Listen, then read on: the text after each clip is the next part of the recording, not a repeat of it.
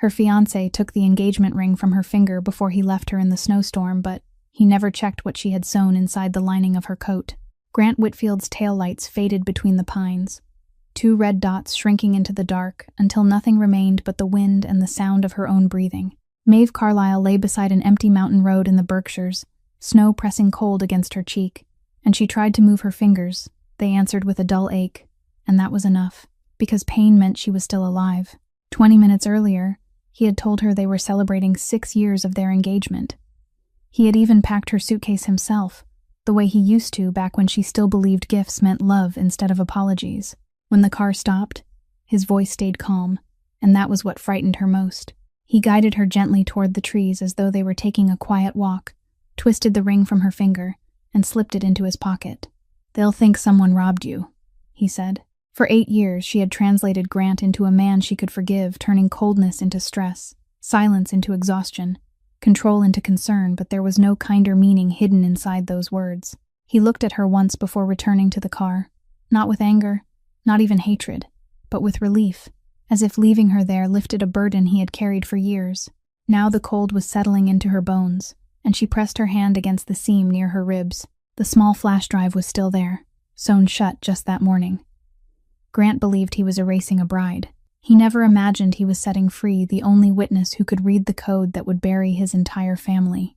If this story touches your heart, please leave a like and share it with someone you love. Don't forget to subscribe so you never miss our daily stories. Now, let's begin. The snow was still falling, and Maeve knew that if she remained where she was, this road would become the last place she ever saw in this world. She rolled onto her stomach, planted both elbows in the deep snow, and dragged herself toward the roadway inch by inch. With every movement, the cold bit more deeply through her thin coat. She could no longer feel her knees. Her hands were so numb that she had to look down to know they were still gripping the ground. She told herself, one more arm's length, then another, as though life itself could be measured in distances that small. Her consciousness began to drift. At times, she thought she could hear her mother calling from the old kitchen. At others, she heard the sound of wheels grinding over gravel. Then she realized that the light sweeping across the pine trunks wasn't an illusion. Headlights, golden and sharp, cut through the curtain of snow like a blade moving slowly through the darkness. 3 black sport utility vehicles rounded the bend, their tires giving a faint hiss before they stopped less than 10 paces from her. There was no horn, no voice calling out to ask what had happened. There was only the sound of car doors opening, firm and precise, as though even sound itself had to obey some unspoken discipline. A man stepped out of the lead vehicle. He was tall and broad-shouldered, his black overcoat covering his powerful frame, snow settling into his dark hair without drawing so much as a gesture from him to brush it away. The others climbed out behind him but stopped at a measured distance, silent, like shadows waiting for an order. The man didn't look at her first. He looked down at the road, where the 2 tracks left by Grant's tires were still pressed into the snow before the storm could cover them, his eyes following the direction in which they disappeared into the darkness. Only then did he turn toward her. His eyes were gray and cold, calm and unreadable. They held none of the curiosity of a stranger who had stumbled upon an accident. They looked more like the eyes of a man confirming something he had already known. He walked over, lowered himself onto one knee beside her, and asked in a deep voice, each word clear against the sound of the wind, "Who left you here?" Maeve opened her mouth. Her throat felt frozen. Her lips had split from the cold, and all she managed to force out was a single name, Grant. The man was silent for a moment. Something shifted in those gray eyes. Not surprise, but the quiet recognition of a missing piece finally falling into place. Then, acting on a reflex she couldn't stop in time, Maeve pressed one hand tightly against the side of her coat, directly over the seam she had sewn that morning. The gesture lasted only a second, but 1 second was more than enough. The man's gaze dropped and settled precisely on the raised line of stitching beneath the fabric, lingering there for longer than a breath before returning to her face. Maeve Carlyle. He spoke her name as though he had been waiting for her on this stretch of road for a very long time. "You're carrying something that belongs to me." Fear cut through the numbness, so sharp that it nearly brought her fully awake. This man knew her name. He knew what she was carrying. She wanted to move away, but her body no longer obeyed her. He didn't come any closer. Instead, he removed the black overcoat from his shoulders and draped it around her without asking, without explaining. The warmth still trapped in the wool settled over her, carrying the faint scent of melting snow and cedarwood. "The nearest hospital is 40 miles from here," he said, "and the storm is closing the road behind us. Then leave me at a police station." Her voice was rough, but it didn't tremble. One of the men behind him shifted slightly, as though surprised that a woman on the edge of freezing to death still had the nerve to bargain. The man in front of her didn't react. He answered with only 3 words, quiet and final, like a door closing. "Not tonight." He slid one arm beneath her back and waited for a moment, long enough for her to understand that she could refuse, before lifting her from the snow when she didn't resist. His hold was steady, but it didn't tighten around her. Grant had always said that control was another form of love, but this stranger carried her as though strength and force were 2 entirely different things, and it was that difference that kept her from struggling. One man had already opened the rear door of the lead vehicle. Another spread a thick blanket across the leather seat. Every movement fit together without a word, like a ritual they had performed many times before. The heat inside the car struck her face, and feeling returned to her fingertips in the form of thousands of sharp needles. She curled beneath the oversized coat and watched the man climb in and take the seat across from her, leaving more distance between them than she had expected. The convoy began moving. Beyond the window, the pine forest slid past in blurred streaks of black and white. Maeve looked at him, the man who knew her name, knew the secret sewn inside her coat, and had appeared on this empty mountain pass on the very night she had been abandoned. And she asked the only question that still mattered. "Why were you on this road?" The man studied her for a moment, as though weighing how much truth she could endure in a single night. "My men placed a tracking device on your fiancé's car several weeks ago," he said. "We followed from a distance, far enough not to be noticed on an empty mountain road." He paused, his gray eyes never leaving her face. Then the tracking signal stopped in the middle of the pass, at a place with no gas station, no lodge, and no reason for a man like Grant Whitfield to pull over. "I ordered my men to close in." Maeve swallowed painfully and used what little breath she had left to ask another question. "Then what made you certain I was the one lying there?" "I wasn't. But on a dead pass in a storm like this, you don't leave a living soul behind," Ronan said. Warmth slowly spread inward from her skin to her bones, and with it, fear returned. The fear the freezing cold had temporarily numbed into silence. Maeve curled her aching fingers into her palms, looked at the man seated across from her, and realized she was trapped inside a sealed vehicle with armed strangers, while not a single person in the world knew where she was. Grant had already taken care of that. She drew in a slow breath and kept her voice as steady as she could. "Who are you?" The man answered without hesitation, as though his name had never needed to be hidden. "Ronan Byrne." Maeve felt her chest tighten. The name wasn't unfamiliar. It appeared throughout the files on the USB drive pressed against her ribs, repeated again and again among account numbers and records she had barely managed to scan during that trembling morning. She had believed she was holding evidence against dangerous men, and now one of them sat an arm's length away, with his own coat wrapped around her shoulders. Ronan watched the color drain from her face, and instead of using her fear against her, he did the one thing she hadn't expected. He told her the truth. "Your fiancé has been selling information about my organization for nearly a year. Every transportation route, every shell company, every name. He didn't do it alone." Ronan reached into the inner pocket of his suit jacket, removed a photograph, and placed it on the stretch of leather between them, its face turned toward her. Beneath the dim overhead light inside the vehicle, Maeve saw Grant standing outside a hotel in downtown Boston, the familiar angle of his face painful to behold, one hand passing a silver envelope to an older man with graying hair whom she had never seen before. "The man beside him is Walter Sloan," Ronan said, "the former financial director of my family, a man who embezzled enough money to buy several lifetimes, then disappeared from my records 2 years ago." The date printed in the corner of the photograph was 3 weeks earlier. Maeve stared at it for a long time. 3 weeks ago, Grant had told her he was meeting a business partner in New York. He had even brought home a box of chamomile tea, the kind she liked, and she had brewed a pot, thanked him, and believed it had been a good day. She pushed the photograph back toward the middle of the seat, unwilling to touch it any longer. "What does that have to do with me?" she asked, though part of her had already begun answering the question. Ronan leaned back against the seat, his gray eyes never leaving her. "The better question is, what happened that made a cautious man like Grant Whitfield suddenly decide to abandon his fiancée beside a dead road in the middle of a blizzard? He spent years planning this. He chose tonight."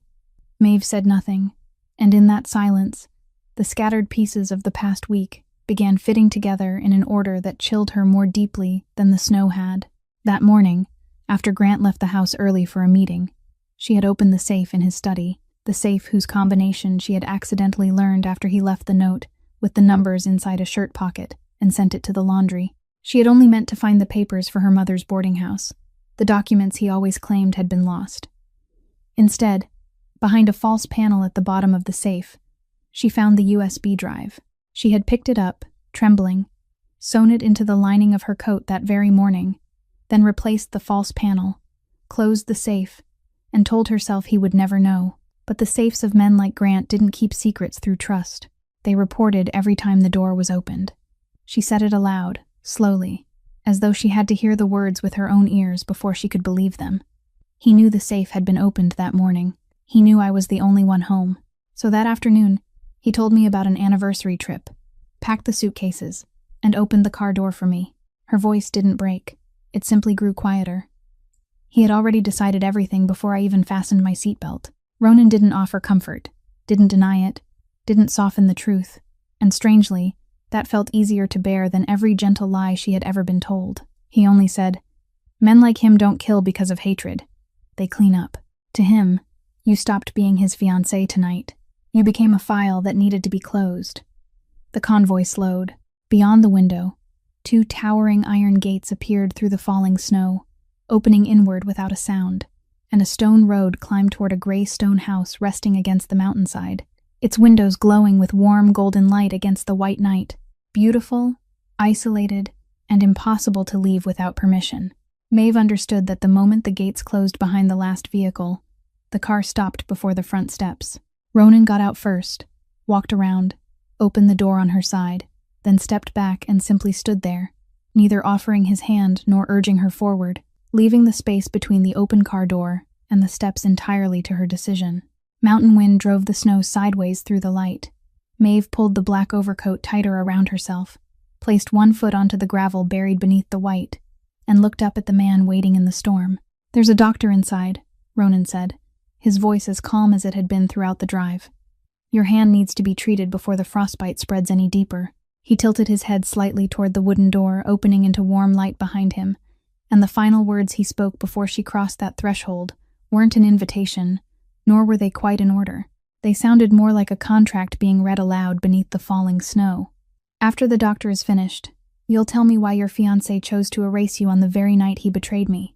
The doctor was already waiting in a small room beside the entrance hall, a middle-aged man with skilled hands and eyes that asked no questions. He soaked Maeve's fingers in warm water, examined each joint, applied ointment, then wrapped them in bandages, briefly informing her that she was fortunate, that the frostbite hadn't gone deep, and that sensation would return to normal within a few days.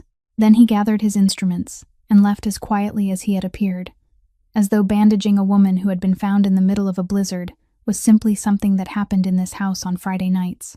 A housekeeper led her to a room at the end of the second-floor hallway, where a fire had already been lit. A set of dry clothes lay neatly folded on the edge of the bed, and a tray of hot food rested on the table, untouched by her. Maeve sat on the edge of the bed for a very long time, listening as the house slowly sank into silence, the last footsteps fading somewhere below the staircase, and then she did what her body had wanted to do from the moment the door closed. She walked to it, placed her hand on the knob, and turned it. The door opened without a sound. The hallway beyond was dark and empty, with no guard in sight. She closed it again, stood still for a moment, then thought perhaps she hadn't turned the knob all the way, that there had to be some kind of mechanism, an outside bolt, an electronic lock, because men like Ronan Byrne didn't allow their possessions to move freely. Nearly an hour later, she returned and tried a second time, more slowly now, more alert, and the door still opened beneath her hand as easily as the door to a hotel room, unlocked. In all the 8 years she had lived beneath the Whitfield roof, no door that belonged to her had ever worked so simply, and that kept her awake more effectively than the sound of any guard's footsteps could have. She returned to the bed but didn't lie down. At midnight, when the fire had burned down to glowing embers, Maeve took her coat from the back of the chair, ran her fingers along the seam at its side, and pulled out each stitch with hands that were still wrapped in bandages. The small USB drive dropped into her palm, cold and light, an inanimate object that had nearly cost her life. On the writing desk beside the window sat a laptop someone had placed there at some point. Its screen partly closed, no password required, an arrangement she understood as an invitation that didn't need to be spoken aloud. She inserted the USB drive and tilted the screen toward herself, shielding the light with her own back. Folders appeared, arranged by year. Inside were contracts, bank statements, photographs, names she didn't recognize mixed among names she had seen that morning, and she moved through them with the feeling of someone walking across a frozen lake without knowing how thick the ice was. Then her cursor stopped. Among the long rows of files named with letters and numbers, there was one whose title couldn't have been typed on any ordinary keyboard, a string of curling symbols that looked like meaningless scribbles to a stranger. But to Maeve, they were as clear as printed words. It was shorthand, an old form of shorthand that almost no one used anymore. And the handwriting, the way the final stroke hooked at the end of every symbol, was something she recognized as instantly as the voice of a loved one heard again after many years apart. Her father's handwriting. For one suspended moment, the cold stone room disappeared, and she was 9 years old again, sitting at the wooden table in the kitchen of the lakeside boarding house, where her father bent beside her with a pencil tucked behind his ear, turning those winding symbols into a private code game shared only between them. Every symbol she deciphered correctly earned her a cookie, and her laughter carried all the way to the stairs when she solved an entire sentence he had written, a sentence that said his daughter was the smartest girl anywhere around the lake. Her father had once told her, in a voice half playful and half serious, though she wouldn't understand the truth of it until much later, that this writing was the finest safe in the world, because every safe could be broken into, but no one could steal what was kept inside her mind. Maeve sat motionless before the screen for a very long time, one bandaged hand resting lightly beside the keyboard, while layer after layer of truth quietly peeled itself open. The USB drive had never belonged to Grant. It belonged to her father. It was what he had left behind, a legacy encoded in a language that had existed only between father and daughter, and Grant, who had kept it hidden behind the false panel in his safe for all those years, who had searched through every corner of her life, had in truth been guarding a dead cipher from which he couldn't read a single line. He possessed the key without knowing that the lock had been sitting beside him, eating at the same table, sleeping beneath the same roof, for 8 years.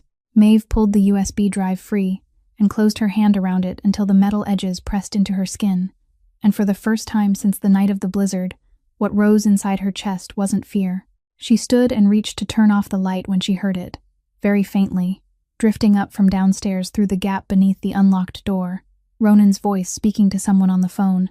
Most of the words dissolved in the distance, leaving only 3 that reached the place where she stood, 3 words that left her frozen in the dim room. She's still alive. The following morning, Maeve followed the scent of wood smoke down the stairs and found Ronan in the library, a long room lined with dark wooden bookshelves that reached the ceiling, while a steady fire burned in the stone hearth. He stood beside a large table with the sleeves of his white shirt rolled to his elbows, revealing the black lines of a tattoo running along his left forearm before disappearing beneath the fabric, and he looked like a man who hadn't slept much more than she had. A thick file and 2 steaming cups of tea had already been placed on the table. He pushed one of the cups toward her when she sat down. Black tea, no sugar, with a thin slice of lemon resting separately on the saucer. Maeve looked at the tea, then at him, and the chill that moved down her spine had nothing to do with the weather. You order it exactly that way every Tuesday morning at the cafe beneath the Whitfield building, Ronan said, his voice as calm as though he were reading a line from a report. You had me followed. Grant was being followed. That doesn't make me feel any better. It shouldn't. The answer was brutally direct, without apology or any attempt to soften it. And because of that, it felt more trustworthy than every kindness that had ever been bestowed upon her. Grant would have lied. He would have explained that he had done it because he cared about her, and she would have lost another year trying to convince herself to believe him. This man handed her the truth the way one might hand over a knife, with the handle turned toward her, leaving her to decide whether she would take it. She wrapped both bandaged hands around the cup, letting the heat seep through the gauze, and said, "Tell me about my father." Ronan pulled out the chair across from her, sat down, opened the file, and turned it toward her.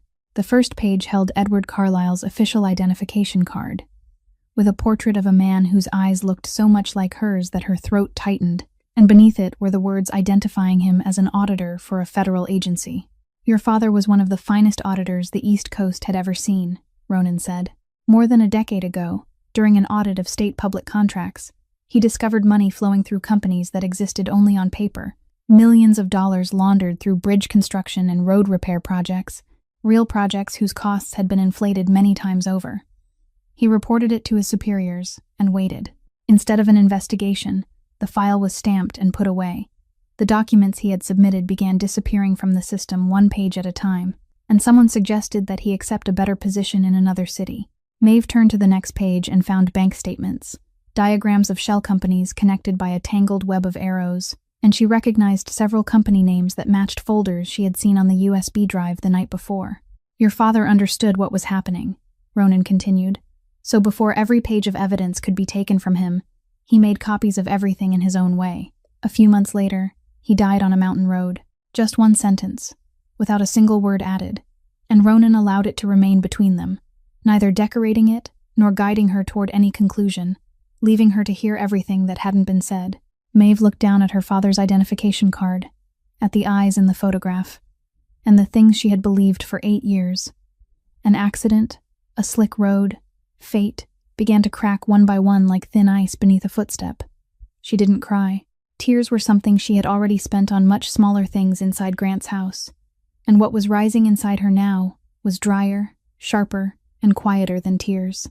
"Is your organization among the names my father recorded?" she asked directly, never looking away from his eyes.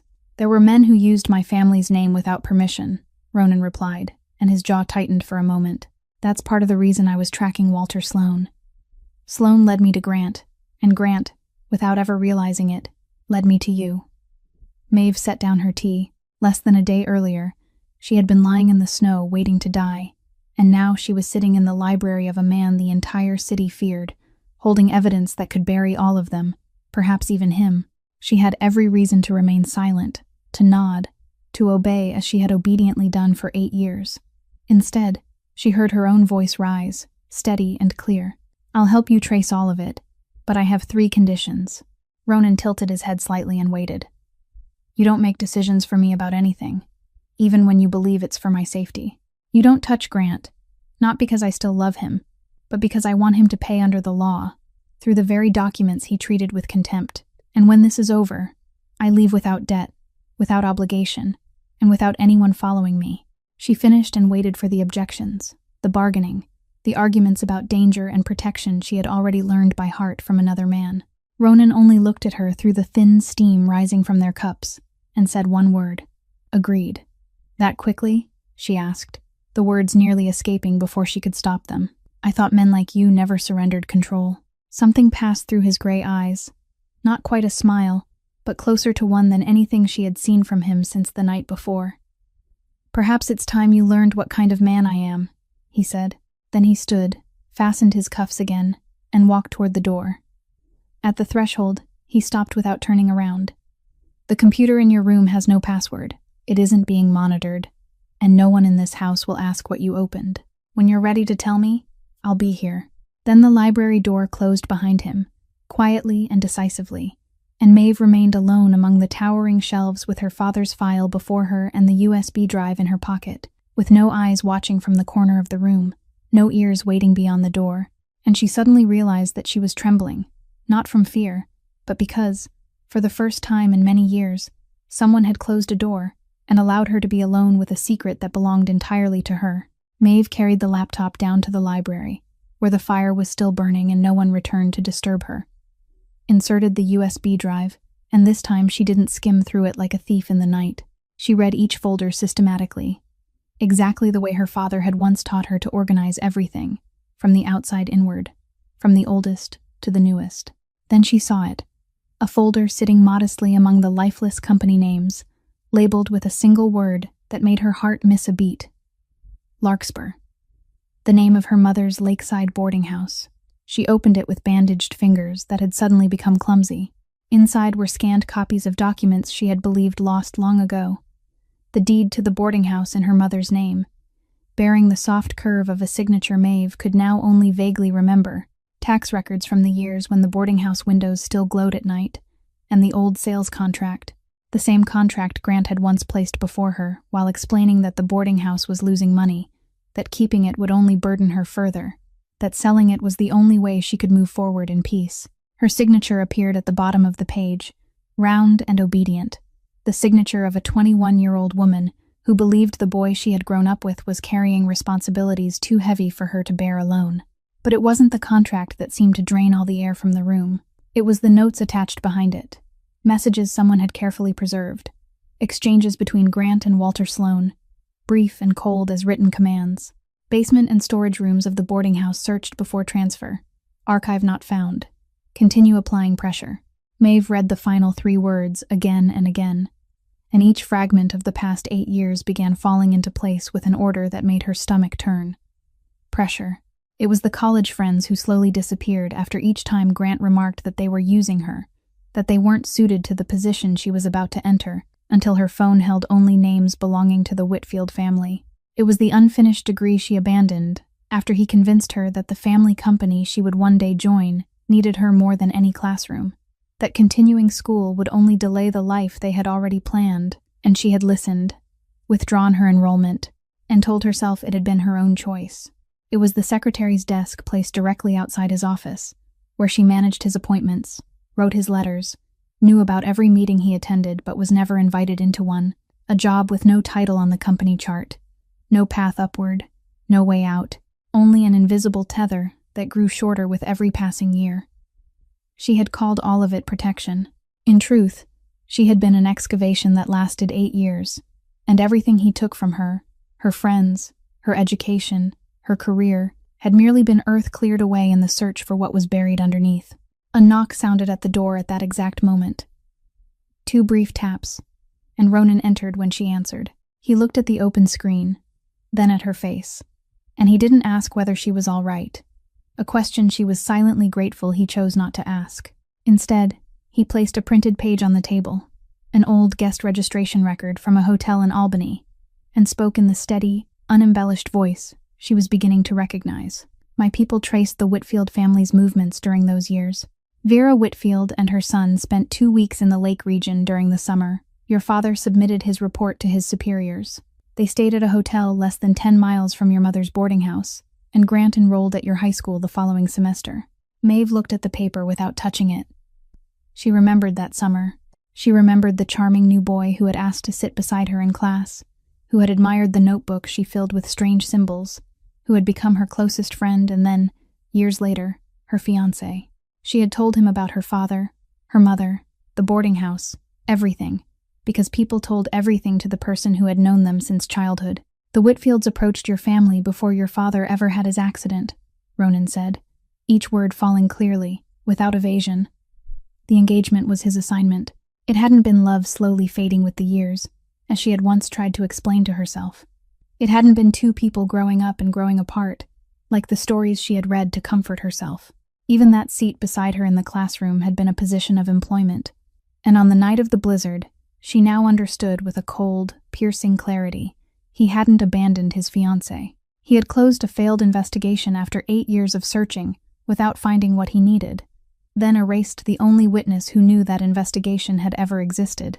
Maeve sat perfectly straight in the leather chair, both hands resting motionless on the tabletop, and waited for the pain to strike, waited for the collapse a woman was supposed to feel upon learning that her entire youth had been a paid performance. But pain wasn't what came. The fear that had followed her since the night of the blizzard, that soft, cold fear still wrapped around her chest, was changing shape inside her, hardening, narrowing, sharpening into something entirely different. Something with a point and a direction. She looked up at Ronan, and when she spoke, her voice neither broke nor trembled. There was only one question, placed between them, like a piece on a chessboard. Why, in 6 years, did he never set a wedding date? Ronan opened his mouth to answer, then stopped. His silence lasted longer than usual, longer than any pause she had ever seen from this man who always seemed to have an answer ready. And in those gray eyes, for the first time, she saw something like caution before a door no one had yet opened. That's the right question, he finally said. But I don't have the answer yet. The news arrived on the morning of the 3rd day, when the housekeeper brought breakfast into the library, and Ronan placed a tablet in front of Maeve, without saying a word, because some things had to be seen with one's own eyes. On the screen was the front page of a Boston newspaper, and from the center of it, her own face smiled back at her, an engagement photograph taken 6 years earlier in the garden of the Whitfield estate. She was wearing an ivory dress. Grant stood behind her with both hands resting on her shoulders, and at the time, she had thought the pose looked protective. The headline above the photograph appeared in bold letters: Businessman Grant Whitfield's fiancé missing. Family pleads for public assistance. Maeve touched the screen, and the press conference video began to play. Grant stood behind a podium in the charcoal gray suit she had personally chosen for him the previous fall. His eyes reddened just enough, his voice catching in exactly the places where it needed to catch, and he told the entire city about his gentle bride-to-be, a woman who had been struggling with emotional instability for several months, a woman who had left home on her own after a crisis, leaving her family consumed by endless worry. "We only want Maeve to come home safely," he said, and a single tear rolled down his cheek at precisely the right moment. "We ask the press and the community to respect our family's privacy during this difficult time. And if you can hear me, Maeve, please come home. No one blames you. We'll heal together." Behind him, Vera Whitfield stood in an elegant black suit, one hand resting on her son's shoulder, her face bearing the perfectly restrained grief of a future mother-in-law struggling to remain strong for the whole family. Maeve watched the entire video, then watched it a second time, not because she wanted to, but because she needed to see every detail of the trap being built around her name. "He cries beautifully," she finally said, her voice so calm that even she was surprised by it. Ronan stood beside the fireplace, watching her instead of the screen. "He isn't looking for you," he said. "He's burying you." Every word in that press conference is another shovelful of earth. Emotional instability, crisis, left on her own. If you step into the light one day and tell the truth, the entire city has already been prepared to see you as a pitiful woman who can no longer tell reality from delusion, and every piece of evidence you present will be doubted before anyone reads it. Maeve nodded slowly, because she understood the mechanism better than anyone. She had lived for 8 years inside a smaller version of it, where every objection she made was gently explained away by Grant as proof that she was too sensitive, too tired, thinking too much, until even she began to believe that the problem was inside her. He was simply doing to an entire city what he had done to her alone for all those years. "Then what do we have?" she asked. Ronan left the fireplace and sat across from her at the table. "2 choices," he said. "First, we release the evidence now. We give everything on the USB drive, along with what I have, to a federal investigator I know can't be bought. Grant and Sloan will be questioned this week, but what we have is only enough to wound them, not enough to bury them. The core of the archive is still locked inside a code only you can read, and we haven't finished deciphering it. They'll hire the best attorneys on the East Coast. They'll point to that press conference, point to an emotionally unstable woman hiding inside the home of a man like me, and everything will be turned back against you." "And the second choice?" Maeve asked. "We do nothing," Ronan said, "and let Grant continue believing you froze to death beneath some stretch of snow no one has found yet. Frightened men hide. Confident men make mistakes. Right now, he's more confident than he has ever been in his life. He has just erased the only witness, played the devoted lover before the cameras, and men who feel that secure begin to move. They meet people, transfer money, search for the last thing they still need, and every movement leaves another footprint in the snow." Maeve looked down at the engagement photograph on the screen, at the young woman in the ivory dress who believed she was loved, and she felt sorry for that girl in the way one might feel sorry for an old acquaintance who had gone very far away. Then she turned off the screen. "We wait," she said, "but we do it my way." Ronan tilted his head slightly and waited for her to continue, and she realized he was keeping his word, refusing to decide for her, even though every instinct in him must have wanted to arrange everything himself. "I need to return to the apartment in Boston," she said. "Not Grant's house. My family's old apartment in Beacon Hill, where I lived before moving in with him.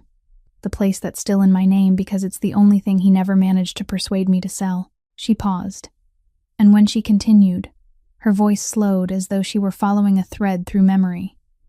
"It was the only place my father sent anything during the final year of his life. Boxes of old books, a few pieces of furniture, his desk. At the time, I thought he was simply clearing out his office. Now I think he was leaving something behind for me." Ronan considered it in silence, and she could clearly see the struggle behind his gray eyes. between the man who had always protected everything by controlling everything and the promise he had made in this library. "All right," he finally said, "but you won't go alone. 6 of my men will accompany you, with 2 vehicles, one in front and one behind." "No," Maeve replied, and she heard the steadiness in her own voice like a sound she had never heard before. 6 men dressed in black descending on Beacon Hill would be no different from printing the news that I'm alive on the front page. 2 men, and both remain outside the door. Ronan looked at her for a long moment, and she met his gaze without blinking, because she knew this moment mattered more than every agreement they had made. This was the first time his promise had been tested.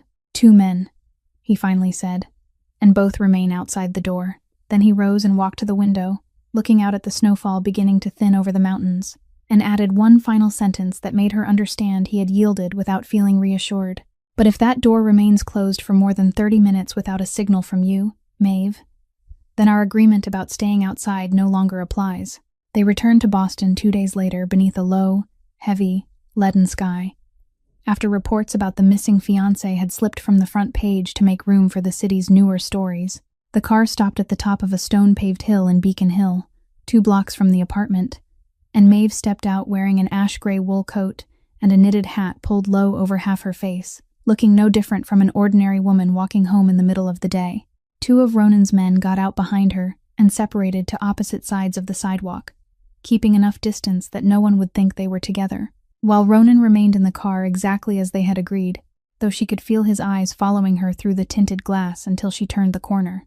The old street hadn't changed, with its red brick steps, the bare trees standing along the walkway, and the street lamp outside her former neighbor's house still glowing even though it was only midday. Every detail was so painfully ordinary that her throat tightened, because the last time she had stood there, she had still been someone with an ordinary life. She stopped before the apartment's dark blue door, inserted her key into the lock, and felt it catch halfway. She pulled it out, examined it carefully, then tried again. The lock had been replaced. The brass plate around the keyhole was still new, and the scratches left from its installation hadn't yet had time to darken. Grant had been here. He had changed the lock on a home that legally belonged to her, because in his mind, everything that belonged to her automatically belonged to him, even after she had been left beneath the snow.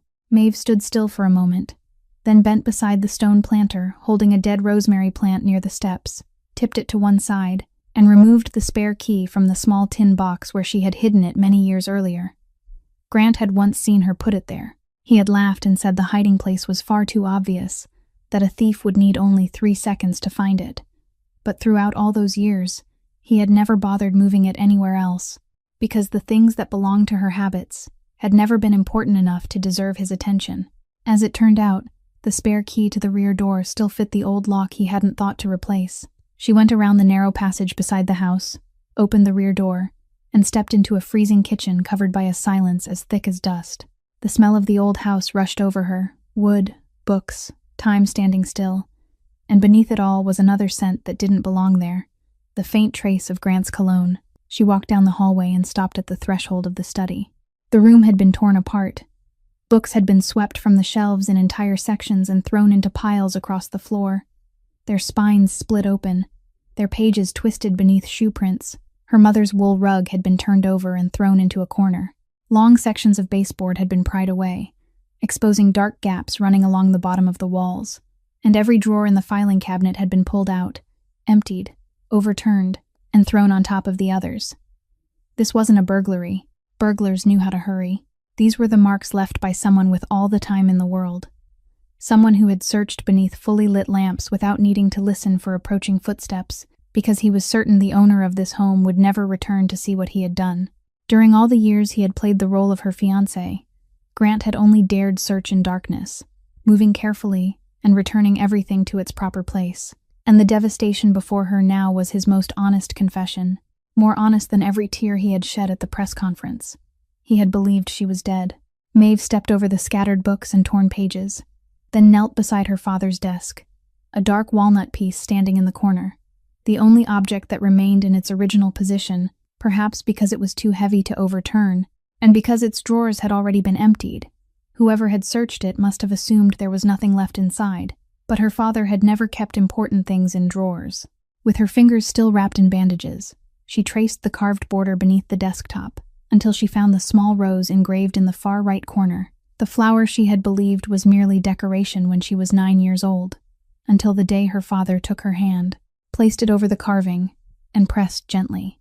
She pressed it now. A soft click sounded from inside the wood, and a narrow compartment slid from what had appeared to be a solid underside. Her heart pounded high in her throat as she bent to look inside. The hidden compartment was empty. There was no bundle of her father's letters tied with twine, the letters she had once seen him place there. There was no silver pendant that had belonged to her mother. The teardrop-shaped pendant engraved with the number 47, which her father had kept after her mother died and said would one day belong to Maeve. She remained kneeling there for a very long time, staring into that small, dark emptiness, feeling as though someone had pulled away the final board beneath her feet. Then, the habit formed during her years as a secretary, the habit of looking at details before looking at emotions, slowed her gaze. The dust. The bottom of the compartment was covered in a fine layer of dust, thick and perfectly undisturbed, without a single scratch, without a clean rectangular space where the bundle of letters should have rested, without one fingerprint breaking the smooth gray surface. Dust didn't lie. If Grant had discovered this compartment during the past week, the marks left by his hands would still have been fresh, but this dust had slept untouched for years, which meant the secret compartment had been empty long before the night of the blizzard. Empty even before Grant tore apart this room searching for it. That meant the person who had taken her father's letters and her mother's pendant wasn't Grant, and might not have been Sloane either, but another hand entirely, one that had moved ahead of all of them years ago and had never revealed itself. Maeve was still kneeling there, motionless before the discovery, her thoughts colliding inside her mind, when a sound drifted down from the floor above and froze her entire body. The slow, careful creak of a floorboard, the sound of someone's weight trying to move without being heard. Someone was inside the house. Maeve rose very slowly, straightening each knee without making a sound, while weighing two choices in her mind: the small phone in her coat pocket with Ronan's promise waiting at the other end, or herself. The floorboard above creaked again, then went completely silent, as though whoever was upstairs had also stopped breathing to listen for her, just as she was listening for him. And in that wordless standoff, Maeve noticed one small but decisive detail. The intruder wasn't coming downstairs with the footsteps of someone powerful. He was hiding. She left the study, moved along the hallway toward the foot of the stairs, and called directly into the darkness above, her voice carrying through the empty house with a clarity that surprised even her. "Who's up there? Come down. I've already seen you." A long silence followed. Then the floorboards creaked again, this time without any attempt at concealment, and a figure appeared at the top of the staircase. Small and hunched, both arms held tightly across her chest. Maeve felt the floor beneath her sway for a moment, because what struck her before she even saw the girl's face was the robe. Maeve's own smoky blue silk robe, the gift she had bought for herself on one of the rare occasions when she had dared spend money without asking permission, now draped over another woman's shoulders, Tessa Monroe, the young receptionist at Whitfield Capital, who greeted Maeve every morning with a shy smile from behind the marble counter, who called her Miss Maeve and bent down to help gather every sheet of paper she dropped. Tessa stood frozen on the highest step, her face growing whiter as she realized the woman at the bottom of the stairs wasn't a ghost. Then her knees seemed unable to hold her any longer. She clutched the railing and slid down one step at a time, broken sounds stumbling from her mouth before they finally became words. "Miss Maeve, you're alive. Oh God, he said you left. He said you had some kind of breakdown and ran away. I swear, I didn't know anything." Maeve looked at the trembling girl wrapped in her robe, and strangely, the anger she had expected never came. Only an old weariness rose inside her, because she was looking at a younger version of herself, a girl who believed every word spoken gently by a Whitfield man. "How did you get in here?" Maeve asked, "and why?" "Grant gave me a key," Tessa said, tears beginning to stream down her face. "He told me to come and collect some personal things he had left here. He said I could make myself comfortable because the house was empty now, and I saw this robe hanging in the closet. I only meant to try it on. I'm sorry. I didn't think." Her sentence broke off halfway through, because at that exact moment, a faint vibration came from the pocket of the robe, and the screen of the phone in Tessa's hand lit up. Maeve saw the girl's reflex, the way her fingers closed quickly around the device as though trying to hide it, and her voice dropped another degree colder. "Show me." Tessa shook her head. "I'm not allowed," Mr. Grant told me. Tessa. Maeve said only her name, no louder than before, but the girl went still. Perhaps it was because the woman who was supposed to have vanished was standing before her in flesh and blood. Perhaps it was because the words "I'm not allowed" sounded suddenly terrifying in her own ears. Slowly, Tessa opened her hand and held out the phone. Maeve took it. On the screen was a chain of messages from an unsaved number, and she needed to read only a few lines to understand the entire arrangement. It was Tessa's phone, but the messages weren't meant for Tessa. They were Walter Sloane's messages to Grant, passed through the girl as though she were a living mailbox, so Grant's own phone would remain spotless, without a trace. Bitterness rose into Maeve's throat, because even for his crimes, Grant made someone else carry the name. She scrolled to the newest message, sent only minutes earlier, and each word felt like a piece of ice rolling down her spine. Whitfield says the desk compartment was empty. Either he kept it for himself, or someone got there before us. Find the pendant at any cost. Maeve read it again, and the house around her seemed to grow several degrees colder. Grant hadn't taken it. The message proved that he had told Sloane the compartment was empty. Sloane hadn't taken it either, because if he had, he wouldn't be ordering anyone to find it at any cost. It matched the thick, undisturbed layer of dust at the bottom of the compartment, matched it with a perfection that was almost frightening. A third hand had entered this house years earlier, taken her father's letters and her mother's pendant, then disappeared without leaving a single fingerprint in anyone's memory, not even in the memories of the two men hunting for it most desperately. She took out the small phone Ronan had given her and typed a brief message, not the emergency signal, only 3 words. Come in. Alone. Less than 2 minutes later, Ronan came through the rear door, his gaze sweeping quickly over Tessa, who was huddled at the foot of the stairs, before settling on Maeve's face. She handed him Tessa's phone, the final message still glowing on the screen.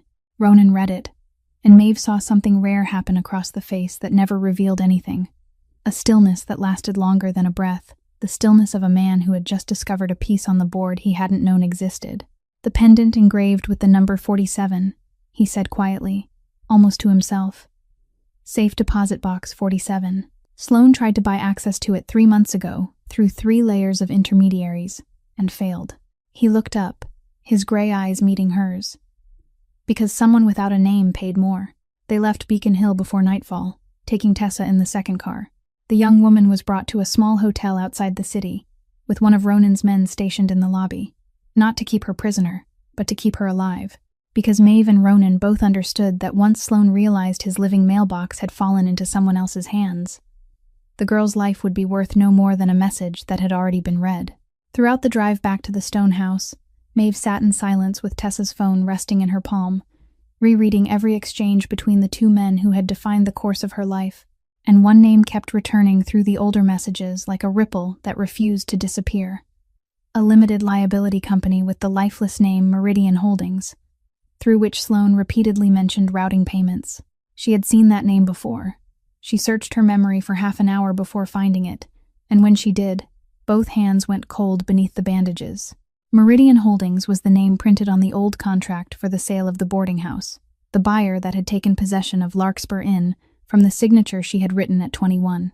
Once they reached the library, she spread everything across the long table, the contract from the Larkspur folder, Sloane's messages, and she asked Ronan to show her the files his people had gathered on Sloane's shell companies. He brought them without asking why, and she worked like a secretary who had spent 8 years organizing papers for men who never organized anything themselves, tracing each layer of ownership, each name used as a front, each repeated registration address, until the arrows on her sheet of scrap paper closed into a complete and undeniable circle. Meridian Holdings had been funded with money. Sloane embezzled from the Byrne family's accounts during the years he served as their financial director, which meant her mother's lakeside boarding house had been purchased with stolen Byrne money. It meant that when Ronan tracked down and seized all of Sloane's assets after he fled, everything held under Meridian had passed into his organization's possession. It meant that on paper, at that very moment, the last remnant of her mother, the kitchen where she had once stood, the steps overlooking the lake, all of it belonged to the man standing beside the fireplace only 3 paces away. Then, one detail in the file made everything go dark around her. The date on which his organization had completed the transfer of Meridian's assets was clearly stamped. 11 months ago. 11 months. almost exactly as long as he had said his men had been tracking Sloane and Grant. He had known. All that time, he had known. Maeve lowered the sheet of scrap paper onto the table, slowly and squarely, then looked up. Perhaps her face had already said everything, because Ronan stepped away from the fireplace and straightened like a man preparing to take a blow he knew he deserved. "You've been sitting on my mother's home for nearly a year. I kept it intact. You kept it from me." The 3 short sentences fell between them like 3 axe blows, followed by silence, a silence so dense that the sound of a piece of wood collapsing in the fire could be heard. Maeve waited for the defense, for the carefully arranged explanations she had spent a lifetime hearing from another man, that it had been for her own good, that she hadn't been ready to know, that things were more complicated than she understood. But Ronan offered no defense. He stood there with both arms at his sides and spoke in the voice of a man reading out his own sentence. "I believed the truth would place you in danger. I thought that if you knew the boarding house was in my hands, you would return to it, and every eye searching for your father's archive would turn toward you." He paused, and his next words stripped away the final support beneath his own argument. "But my silence did that first." Maeve looked at him. The first man who had left her bedroom door unlocked.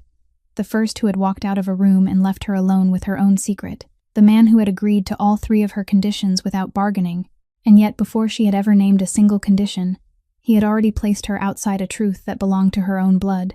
This pain was different from the pain Grant had caused. It wasn't the knife of an enemy. It was a fracture running through the only thing she had only just begun to trust. And that was why it cut more deeply. She didn't shout. No tears fell. She simply folded the sheet of scrap paper in half, placed it neatly on top of the files, walked to the chair, took her coat, and headed for the library door. No one stopped her. No hand touched her shoulder. No command called after her. Not even a single footstep followed behind. As she crossed the great hall, Ronan's men only lowered their heads and moved aside, and the heavy wooden door opened before her into the white night. Maeve stepped onto the stone porch and stood beneath the overhang, letting the cold strike her face while she drew slow, deep breaths until the trembling in her chest eased. The snow fell sparsely and straight through the golden light, the distant mountains reduced to a dark outline, and she stood there alone with her anger, turning it over, examining it from every side, until beneath it, another thought slowly rose, colder than any wind moving across the porch. The hidden figure, the one who had outbid Sloane for access to safe deposit box 47, the one who had emptied the secret compartment years earlier, had stayed ahead of all of them at every turn. Someone like that wouldn't stop at a single safe deposit box. Someone like that must already have followed the same path. Maeve herself had only just understood that every secret Edward Carlyle had left behind, every road, every thread, led back in the end to one place, the wooden house beside the lake where everything had begun. And if she could realize that while standing there trembling beneath the snowy porch, then whoever had come before them had understood it a very long time ago. Maeve stood beneath the snowy porch long enough for both hands to go numb again, and when she pushed open the heavy wooden door and stepped back inside, she didn't return as a woman whose anger had faded. She returned as someone who had finally seen the entire board. Ronan was still standing in the same place in the library, as though he hadn't dared move during all that time, afraid that even one motion might close the door she could still choose to leave open. He watched her walk straight to the table, and in his eyes she saw something powerful men rarely allowed anyone to witness, the silence of a man waiting for judgment. "I haven't forgiven you," she said, "and I may not for a long time. But right now, that has to come second." She pulled the map of the lake region from the stack of files, spread it flat across the wooden table, and placed one finger on the small mark beside the water where Larkspur Inn stood. "The hidden figure has stayed ahead of us at every turn," she said, "because he has always chosen the time while we have been forced to follow. The only way to defeat someone like that is to make all of them move according to my timing, toward my chosen place. We'll use the boarding house itself as the board." Ronan looked at the map, then at her, without saying anything, and she continued, each step already arranged in her mind from the moment she had stood outside on the porch. "We still have Tessa, and Sloane doesn't know his living mailbox has changed hands. Tomorrow, Tessa will send him a message saying she overheard Grant let something slip while he was panicking, that Carlyle's archive never left the lake region, that it's beneath the basement of Larkspur Inn, hidden there before the boarding house was sold.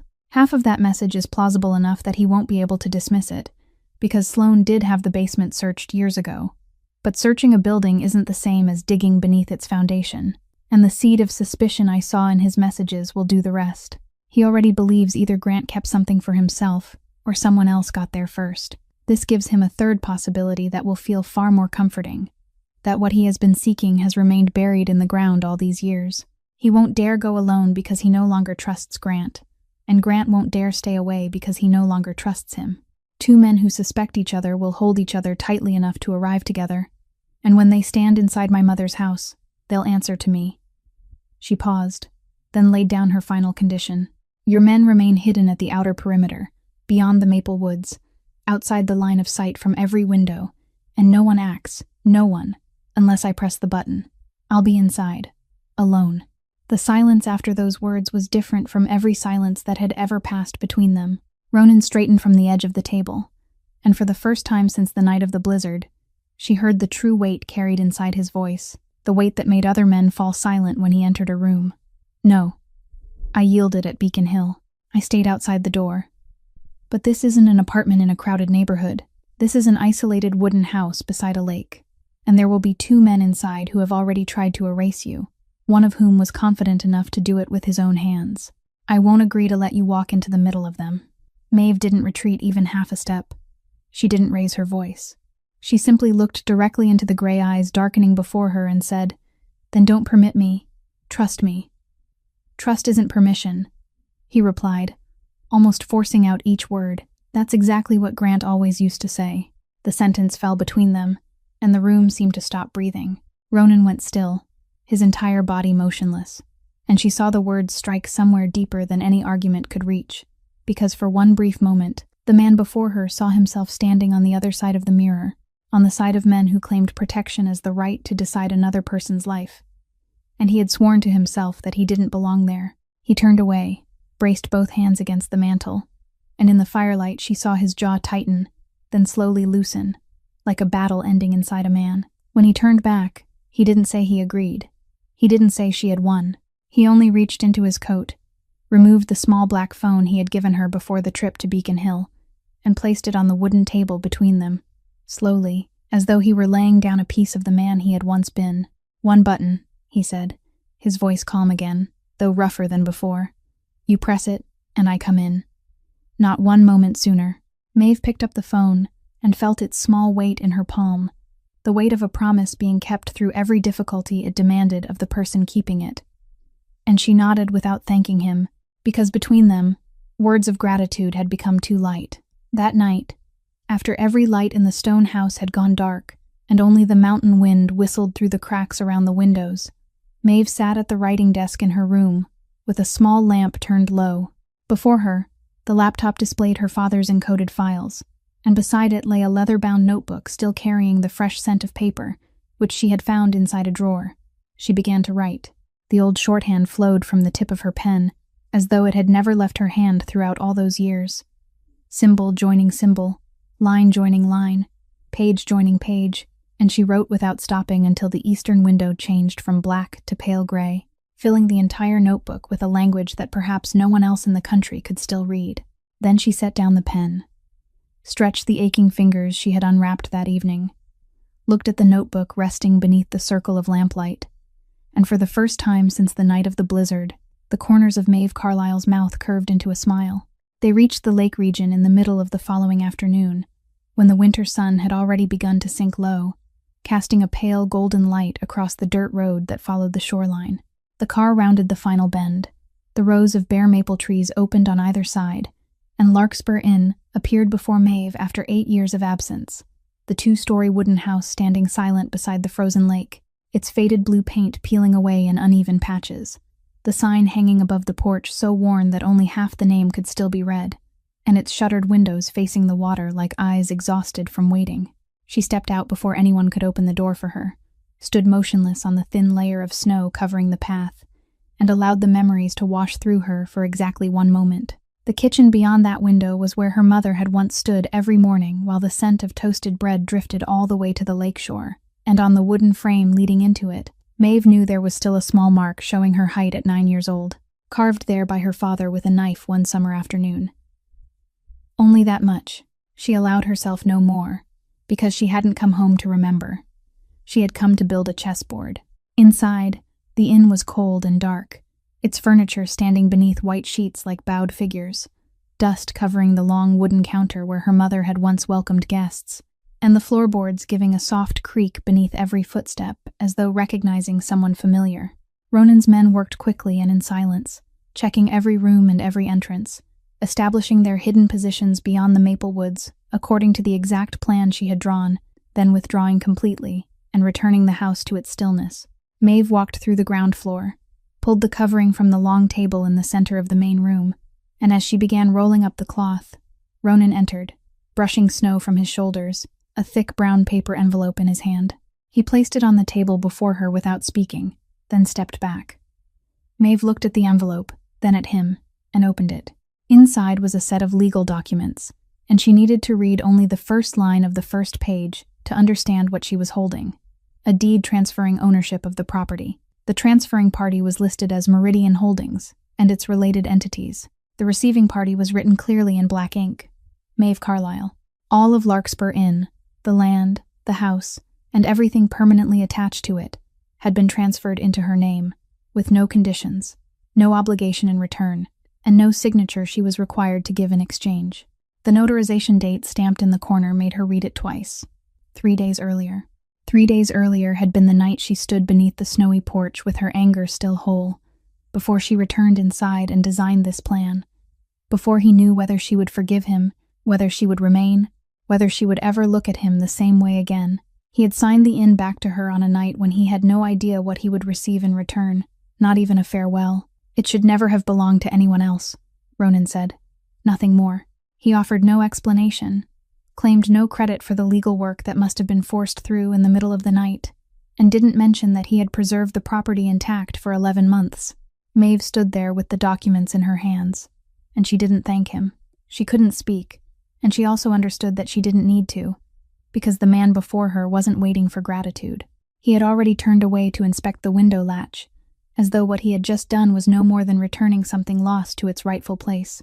Grant would never have done that. Grant gave every gift with both hands and waited to receive gratitude and obedience in return. Every favor from him had been a loan that accumulated interest, and she had spent 20 years paying it. This man had returned an entire piece of her childhood without asking her to bow her head even once. The difference didn't erase the fracture between them, but it placed a small, warm ember inside her that she wasn't yet ready to name. She slipped the documents into the inner pocket of her coat, beside the shorthand notebook, the 2 sets of pages that now defined her more than anything else, resting together over the beat of her heart. And they began their work, repositioning the long table, calculating where each person would stand, the placement of the lamp, the distance from the front door to the wooden counter, turning her mother's house into a chessboard on which every square had been arranged by her hand. Darkness fell quickly over the frozen lake, and they were completing the final review when Tessa's phone, now resting on the counter and forwarded to the technician's device, gave a brief vibration. Maeve and Ronan moved toward it together. On the screen, a message from Walter Sloane's unsaved number appeared 1 line at a time. Tomorrow at sunset. Whitfield is coming too. Prepare access to the basement. Maeve released a very slow breath. The fish had taken the bait. The game would begin in exactly 1 day. Then the screen lit again, and one final line appeared, brief and simple. But it was enough to silence the entire house, make the technician jerk his head up, and cause Ronan's hand on the wooden counter to tighten slowly. And she wants to be there. She. Those 2 short words hung over the room throughout the evening, and neither of them wanted to be the first to speak the name they were both thinking. They remained at the long table beneath the oil lamp, while outside, the frozen lake lay pale beneath the moon, and began turning over each possibility like cards placed face down. Sloane had no wife, no sisters, no woman in his life important enough that he would need her permission before acting. Grant had never spoken of any woman with that kind of wary respect. And there was the way the message had been written. She wants to be there. Not she'll be there. Not I'll bring her with me. But wants. A word suggesting that the woman's desire was a command in itself and required no one's approval. Maeve sat before the lamp for a very long time. And then she did what she had avoided since the night of the blizzard. She opened the door to 20 years of memory and stepped through it, not as an adopted daughter looking back with affection, but as a secretary reviewing the accounts of a company whose every number she had begun to doubt.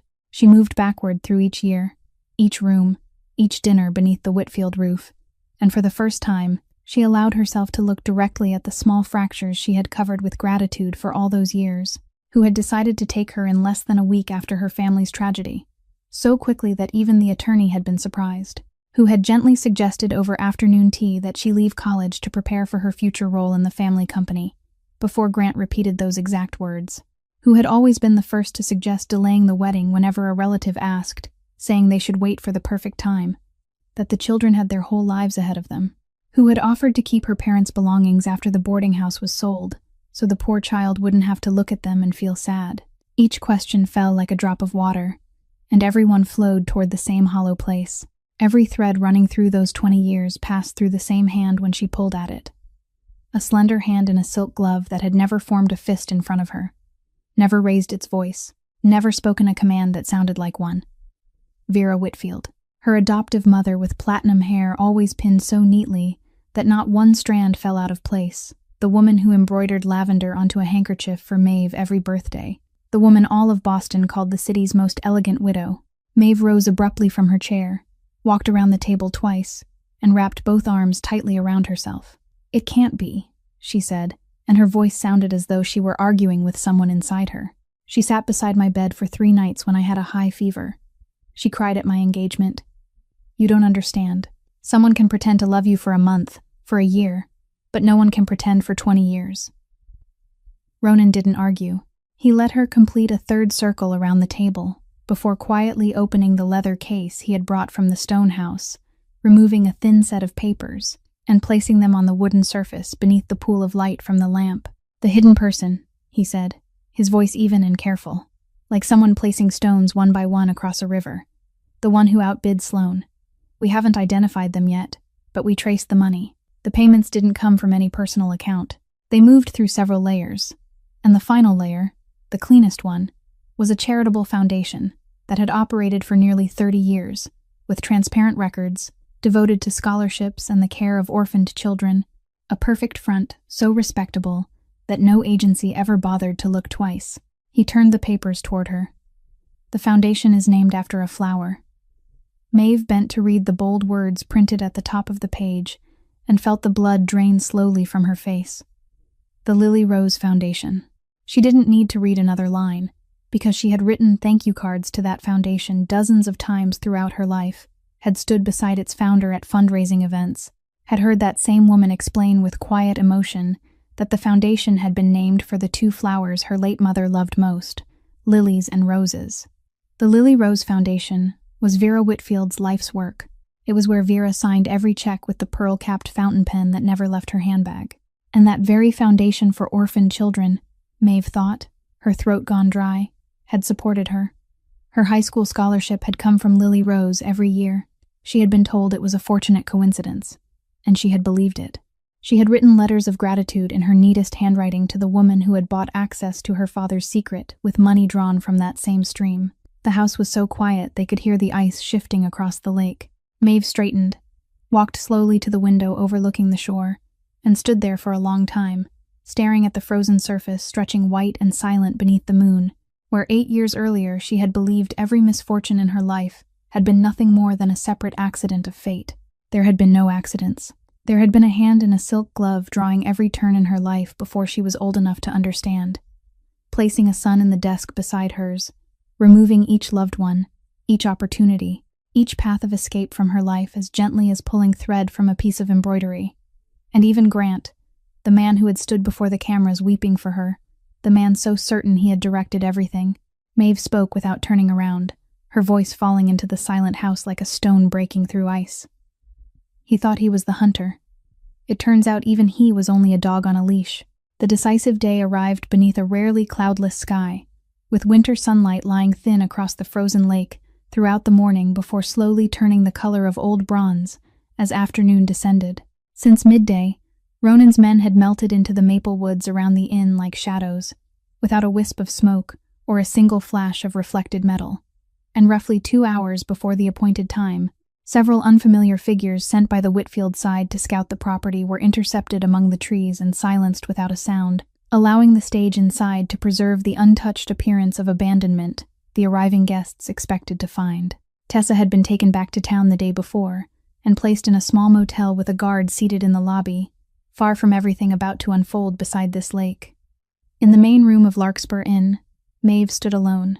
She had chosen her position the night before, behind her mother's long wooden counter, where the oil lamp resting on its surface illuminated her face just enough while leaving the rest of the room submerged in twilight. The shorthand notebook lay in the inner pocket of her coat against the beat of her heart. The small phone with its single button rested securely inside her left sleeve. Beneath the counter, a transmitter no larger than a matchbox had been fixed in place and switched on while the sun was still above the maple woods. She heard the first car when sunset had only just touched the ice, the slow grinding of tires over the gravel path, the closing of a car door, footsteps climbing the wooden steps, and then the front door opened. Grant Whitfield entered with a rush of cold air, still wearing the same charcoal wool coat he had worn on the night of the blizzard, and he managed 3 steps before seeing her. He stopped as though he had been nailed to the floor. The blood drained from his handsome face inch by inch. His lips opened and closed twice before any sound emerged, hoarse and broken. You were supposed to freeze to death, Maeve finished for him, her voice carrying evenly through the silent house. You always leave the most important work to the weather. Grant swallowed hard, his eyes darting across the windows, the dark corners, the rear door, assessing and calculating, the cold mind inside him struggling to recover from the blow. He had only just regained some color when the door behind him opened again. Walter Sloane stepped inside. He didn't freeze as long as Grant had. He paused for only half a breath, then gave a dry laugh, the laugh of an old card player who had just seen an impossible card appear on the table. So that's it, he said, his voice dry as old paper. I told you someone had stayed ahead of us at every move. It seems that person climbed out of the grave. But his surprise cooled quickly, because he had arrived carrying another fury that had been simmering throughout the afternoon. His men had secretly entered the inn's basement after midday, acting on Tessa's message. They had torn apart the floor for hours, pried up every stone slab, dug into the hardened earth beneath, and found nothing but dirt and rock. So when he turned toward Grant, his eyes were streaked with suspicion that had fermented into open hostility. Either the archive was never beneath that basement, he growled, or someone took it before we arrived. And in either case, Whitfield, I want to know why every dead end has your footprints at the end of it. I haven't hidden anything, Grant snapped, turning on him. And for the first time, Maeve heard his voice lose control in front of another person. You're the one who searched my safe. You're the one who has had men following me for the past 3 weeks. The 2 accomplices snarled at each other in the middle of the room like animals trapped in the same cage, and Maeve watched them from behind the wooden counter, allowing them to tear at each other a little longer, before speaking in a voice as calm as water being poured. You searched for my father's archive beneath the basement floor, inside safes, behind baseboards, for 20 years, and not one of you ever thought to ask me directly. Both men turned toward her. Grant stared at her, and then he did exactly what she knew he would do. He changed masks, his face softened, and his voice lowered into the gentle tone that had controlled her for 20 years. Maeve, listen to me. This isn't what you think. I love you. That love was never false. You studied me, she replied without raising her voice, each word sharp as a paper cut. 20 years of notes, reports, and pressure. People don't call that love. They call it a file. I gave you everything, he said, taking one step toward her, both hands open as though offering some invisible gift. A home, a life, a position. What woman in Boston wouldn't dream of having what you had? You gave me everything that made me dependent, she said, and cut away everything that might have allowed me to stand on my own. That wasn't giving. That was tying a rope. Grant stopped, then changed direction one final time, his voice falling almost to a whisper. Maeve, we can forget all of this. We can go home. Home, she repeated, and heard the word break in her mouth like an empty shell. Which home? The empty room with the windows locked from the outside. Silence settled over the house. Sloane watched them with the expression of a man who had just realized he had walked into a play in which his name didn't appear in the script, while Grant stood with his hands still half extended, a salesman who had run out of things to sell. And at that exact moment, Through the silence stretched tight as ice, the sound of a third car drifted in from the gravel drive, its tires grinding slowly and deliberately. Without the slightest urgency, the engine stopped. A door closed with the soft finality of a book being shut. Heels struck the wooden steps in a steady rhythm, neither faster nor slower from one step to the next. The door opened. Vera Whitfield entered the room in a cream-colored wool cloak, brushing the snow from her shoulders with one silk-gloved hand, as though sweeping away an inconvenient layer of dust. She lifted her eyes directly to Maeve behind the counter and smiled. The flawless, gentle smile that had followed Maeve for 20 years. "My daughter," she said. "I was beginning to worry you'd be late." "Mother," Grant blurted out, and that single word held both shock and a question he hadn't yet dared to finish. "What are you doing here? How do you know this place?" Vera didn't answer her son.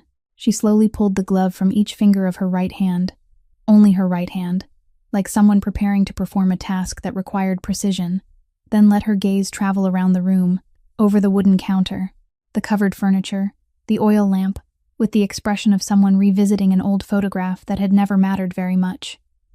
"This place is more miserable than I remember," she said. "The last time I came, at least it still smelled of bread."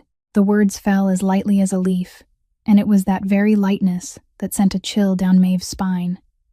The last time, it meant Vera Whitfield had stood in this house before, and no one who had ever lived here had known it. Vera pulled out a chair draped in cloth, but didn't sit.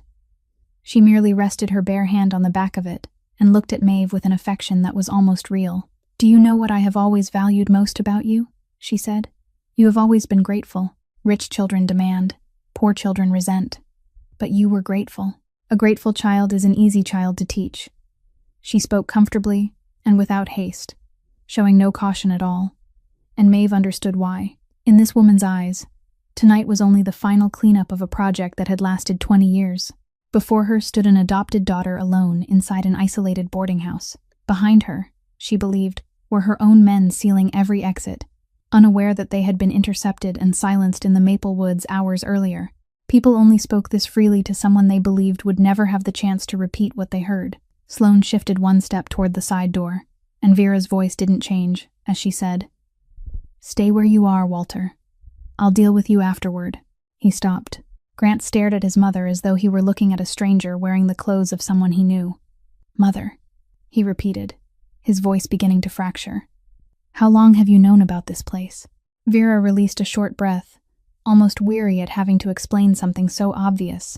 "Since before you could read a map, my son. Who do you think chose this lake region for that summer holiday? Who selected the school you transferred into? Who told you which little girl you should sit beside in class?" She turned toward Maeve and continued in the voice of someone telling a bedtime story. "Your father was a gifted man. I have always acknowledged that.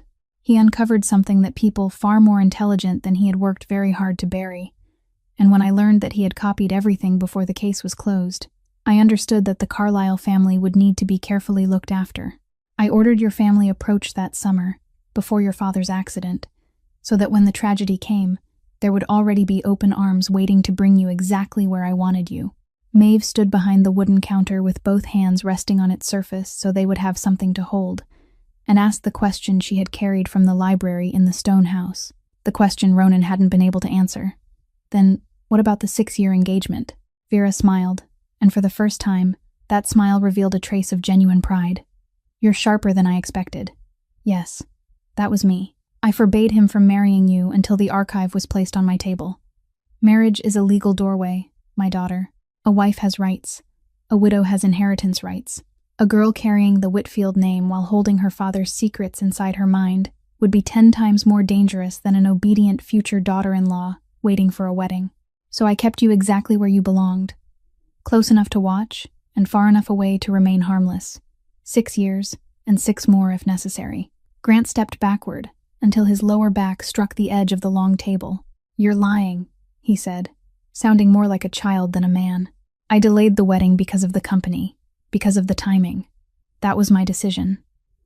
"Oh, my son," Vera said with a tenderness so cruel it cut through the room. "You have never made a decision that was truly your own. And because I know you'll ask," she continued, turning slightly so she could look at both men at once. The pendant you have both been digging everywhere to find. I took it from the hidden compartment in the Beacon Hill desk years ago. I took it myself, one afternoon when the girl brought me home for tea. I didn't tell you, Grant, because I never trusted you either." The words settled, and Maeve witnessed something she had never seen before. Grant Whitfield collapsed while still standing. He didn't fall to his knees or lower his head. Something inside him simply broke with a sound that was almost audible. His shoulders sank, his eyes emptied. The hunter who had spent 20 years stalking his prey had finally seen the leash around his own neck, and it was held by the hand that had given birth to him. Sloane broke the silence with a dry burst of laughter. "So that's how it was," he said, and his old fox eyes moved quickly, recalculating his entire position in a single second. Then he chose the move of a professional survivor and turned fully toward Maeve, as though addressing a judge. "Girl, I was only the hired man who kept the books. I never ordered anyone to do anything to anyone. And as for what happened on that mountain road all those years ago," he jerked his chin toward the woman in the cream cloak. "Carlyle's car didn't skid by itself. The house went completely silent." Maeve looked at Vera, waiting for a frown, a denial, anything human. But Vera only brushed an invisible speck from the sleeve of her cloak. She neither confirmed nor denied it, and her indifference was so complete that her silence became the answer. Then she turned back toward the wooden counter and extended her bare hand toward Maeve, palm upward, white, soft, and clean. "The USB drive, my daughter," she said, her voice still as warm as every Christmas Maeve had ever known. "I took care of you for 8 years. Consider it my payment." Maeve looked at that hand, the hand that had welcomed her into their home, pinned flowers into her hair on the day of her engagement, and drawn every turn of her life in invisible ink. Then she reached into her coat, removed the small USB drive, and placed it in the center of that pearl-ringed palm, slowly and decisively, without so much as a tremor in her fingers. Outside on the porch, hidden beyond the dark window frame, Ronan stood motionless in the shadow of the maple woods, his eyes fixed on the illuminated house, his fist clenched until the knuckles turned white. But he didn't cross the threshold, because the phone in his pocket remained silent, and he had given his word. Vera closed her fingers around the USB drive as though closing the final chapter of a book, and in her eyes appeared a light Maeve had never seen in 20 years. Not joy, but completion, the thirst of a collector finally touching the last piece of a collection. She walked to the long table, placed her leather handbag on the wooden surface, removed a slim laptop from inside, and Maeve understood that the woman had prepared to inspect her prize on the spot. She trusted no one. She had never trusted anyone, not even the obedient adopted daughter who had just placed the object into her open hand. The laptop started. Vera inserted the USB drive with practiced ease, and the house sank into a minute of silence broken only by the faint whisper of the machine's fan. Grant remained leaning against the edge of the table like an unfinished statue. Sloane craned his neck from where he stood. The light from the screen washed over Vera Whitfield's face as it changed one expression at a time, from calm to concentration, to a very fine crease between her eyebrows, and finally, for the first time in the 20 years Maeve had known her, to complete emptiness. On the screen, folders opened into thousands of densely connected curling symbols. Page after page, file after file, hooks, loops, and diagonal strokes arranged in neat rows and remaining absolutely silent before the person trying to read them. Not one letter, not one number, not one name appeared. "What is this?" Vera said, and for the first time, her voice lost its silken covering. She scrolled down, opened another file, then another, her fingers beginning to move faster across the keys. And still only those symbols stared back at her. Thousands of lines, blank, stubborn, meaningless. "What code is this?" she snapped, turning toward Maeve. "Where is the key?" And Maeve, still standing behind her mother's wooden counter, answered in a voice so calm that even she was surprised, as though she had been practicing the sentence all her life without knowing it. "It's an old form of shorthand, Mother. A system that has fallen out of use, further altered by my father according to rules of his own. My father didn't hide the evidence from you. He hid it inside me." The house went still, and she continued slowly, allowing each word time to settle into the 3 people standing in the middle of her chessboard. "You dug through basement floors, broke into safes, pried away baseboards, bribed banks, and tore apart 20 years of my life searching for an archive. But none of you ever asked what locked it. It wasn't locked with an object. It was locked with a person. Every page on that USB drive. Every document inside the safe deposit box whose access you purchased. All of it was written in a language that only one person in this world can still read, and the only key isn't hidden inside any safe. It lives in the memory of the child. Her father began teaching at 9 years old beside the wooden table 3 steps from where you're standing. My father knew he couldn't defeat you with documents. Documents can be burned, bought, replaced. So he chose the only safe you could never break. And fate has a cruel sense of humor, Mother. You brought that safe into your own home, fed it, educated it, embroidered handkerchiefs for it every birthday, for 20 years, without ever knowing.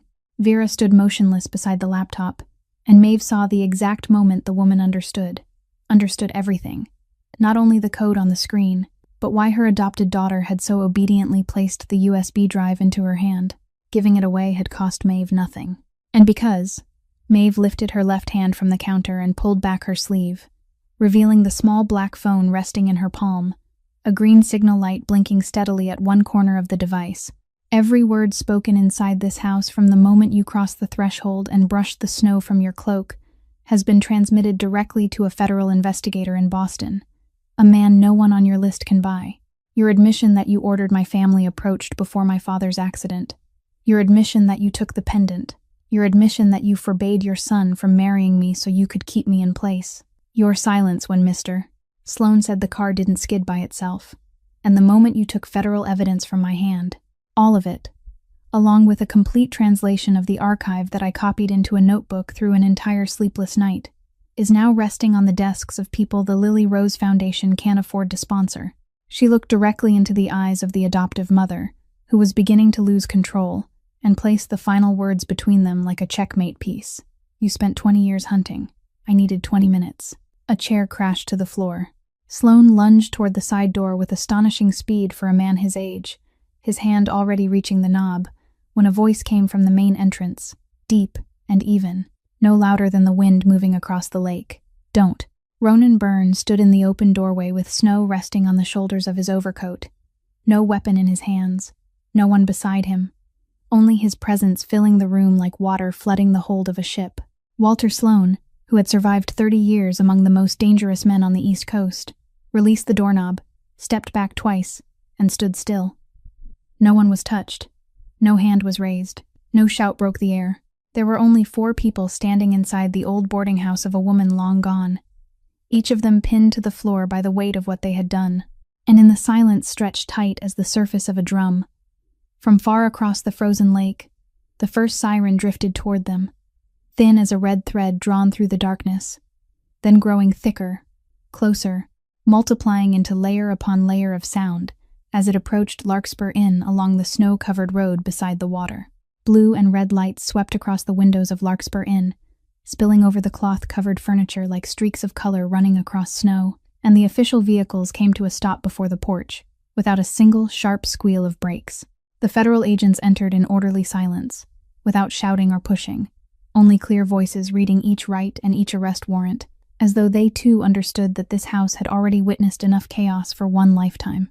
Sloan held out both hands, his head lowered, his mouth already murmuring about attorneys and cooperation agreements, the professional survivor beginning his final game from the very second the handcuffs closed around his wrists. Vera Whitfield didn't resist. She asked for a moment with a graceful nod to the agent standing before her, then slowly pulled the silk glove back over her right hand, smoothing every crease at the wrist and adjusting the edge until it lay perfectly straight, as though preparing to attend an afternoon tea.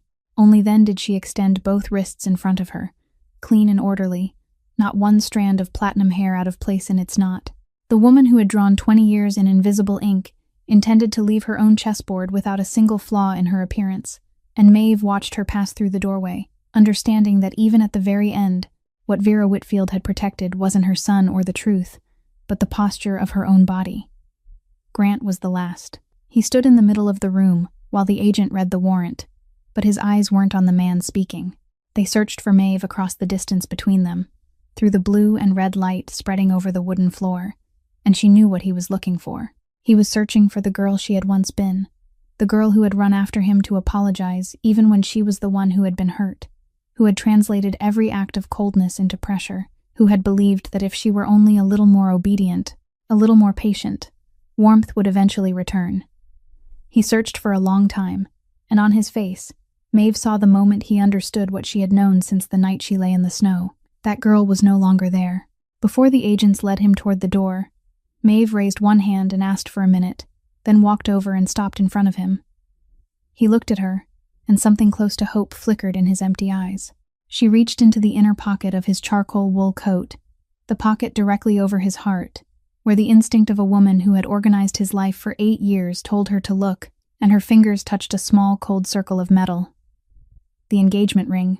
He had carried it with him since the night of the blizzard, through every press conference, every tear shed before the cameras, every day spent playing the shattered man. The ring had remained in his pocket like a receipt for something he believed he owned.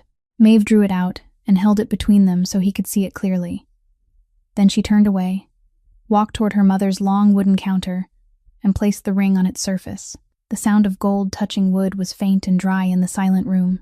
"You left me in the cold because you believed I couldn't survive without you," she said without turning around, her voice no louder than the flame of the oil lamp. "You were wrong."